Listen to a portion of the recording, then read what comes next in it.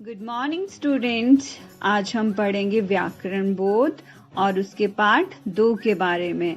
पाठ का नाम है शब्द विचार। ऐसे ध्वनि समूह शब्द कहलाते हैं जिनका कोई अर्थ होता है। ये समूह सार्थक होने के साथ स्वतंत्र भी होता है। पद, जब शब्दों का प्रयोग वाक्य में होता है तब ये पद बन जाते हैं।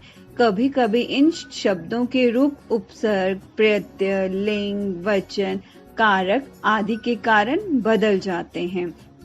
जैसे कमल से सुकमल या कमलेश। शब्दों का वर्गीकरण। शब्दों का वर्गीकरण 4 आधारों पर किया जाता है। उत्पत्ति के आधार पर, अर्थ के आधार पर, प्रयोग के आधार पर और रचना के आधार पर। उत्पत्ति के आधार पर तत्सम, तद्भव, विदेशी, देशी और सकर। उत्पत्ति अर्थात जन्म स्रोत के आधार पर शब्दों का वर्गीकरण इस प्रकार से है। तत्सम, जो शब्द संस्कृत से ज्यों से त्यों लिए गए हों उन्हें तत्सम शब्द कहते हैं। जैसे अग्नि, रात्रि, राष्ट्र आदि। तद्भव, संस्कृत से आए जिन शब्दों का हिंदीकरण करके ग्रहण किया गया वे तद्भव शब्द कहलाते हैं। जैसे जिन्हें हिंदी की प्रकृति के अनुरूप ढाल लिया गया, जैसे रात, आम, दूध आदि। विदेशी, जो शब्द किसी दूसरी भाषा से स्वीकार कर लिए गए हैं उन्हें विदेशी शब्द कहते हैं। जैसे कैंची, बटन, तोप, ऑफिस आदि। और इनमें से कुछ तो ज्यों के त्यों ले लिए गए हैं, जैसे कागज, ऑफिस आदि। कुछ को हिंदी की प्रकृति के अनुरूप ढाल लिया गया है, जैसे जमीन, अकादमी आदि। देशी, स्थानीय बोलियां या उपबोलियों से आए क्षेत्रीय शब्द देशी या देशज शब्द कहलाते हैं। जैसे रोटी, साड़ी, गाड़ी आदि। सकर, जैसे कि नाम से ही स्पष्ट है, 2 भाषाओं के मिश्रण से बने शब्द सकर शब्द कहलाते हैं। जैसे रेलगाड़ी, रेल अंग्रेजी और गाड़ी हिंदी का शब्द है। अर्थ के आधार पर एकार्थी, अनेकार्थी, पर्यायवाची और विपरार्थी। अर्थ के आधार पर शब्दों का वर्गीकरण इस प्रकार से है। एकार्थी,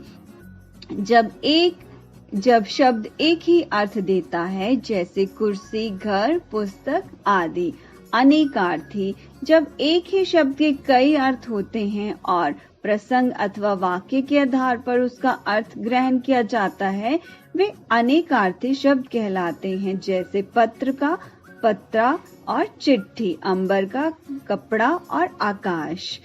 पर्यायवाची, इन शब्दों के अर्थ समान हो वे पर्यायवाची शब्द कहलाते हैं। यहाँ एक बात ध्यान देने योग्य है कि भाषा का हर शब्द अपने में एक अलग अर्थ रखता है। इनमें सूक्ष्म अंतर अवश्य होता है, तभी एक शब्द के लिए दूसरा शब्द आया।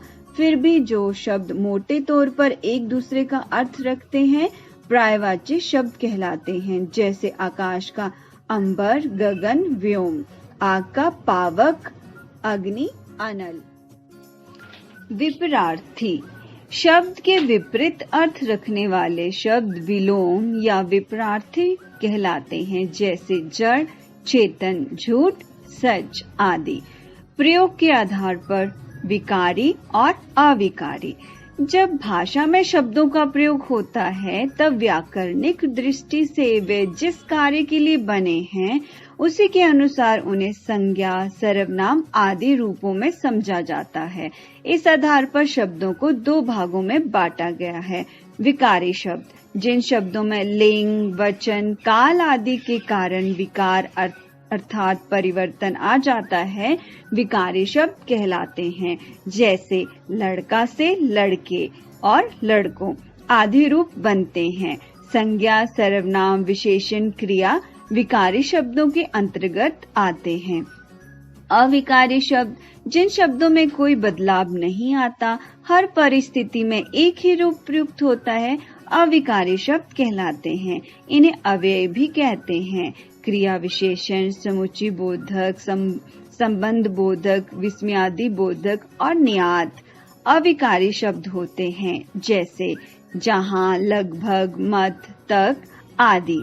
रचना के आधार पर रूढ़, यौगिक और योग रूढ़। रूढ़ शब्द, जो शब्द एक अर्थ विशेष या वस्तु विशेष के लिए प्रयुक्त होता हो या जो अपने मूल रूप में व्यवहार में लाया जाए, जैसे कुर्सी, फूल, पानी आदि। कुर्सी कहते ही हमारे दिमाग में 4 पांव वाली वह चीज जिस पर बैठा जाता है घूम जाती है। रूढ़ शब्द परंपरा से चले आते हैं और किसी विशेष अर्थ में प्रयुक्त होते हैं। इन शब्दों के खंड करने पर खंडों का कोई अर्थ नहीं निकलता। यौगिक, वे शब्द जो 2 या 2 से अधिक शब्दों या शब्दांशों के योग से बने, जैसे हिम प्लस आल्य, हिमालय, ईमान प्लस दार, ईमानदार। योग रूढ़, जो शब्द 2 शब्दों के मेल से तो बने हैं परंतु किसी अन्य अर्थ विशेष का बोध करवाते हैं, एक निश्चित अर्थ के लिए प्रयुक्त होते हैं। उदाहरण के लिए चारपाई अर्थात 4 पाए हैं जिसके। ये चारपाई का अर्थ खाट जिस पर सोया जाता है से है, ना कि गाय, कुर्सी आदि से। पंकज अर्थात कमल शब्द के अर्थों पर जाएं तो पंख अर्थात कीचड़ और ज अर्थात जन्म लेने वाला। इस प्रकार पंकज का अर्थ कीचड़ में जन्म लेने वाला होना चाहिए, किंतु इसका अर्थ कमल का फूल ही है, कीचड़ में उत्पन्न होने वाले कीड़े मकोड़े नहीं।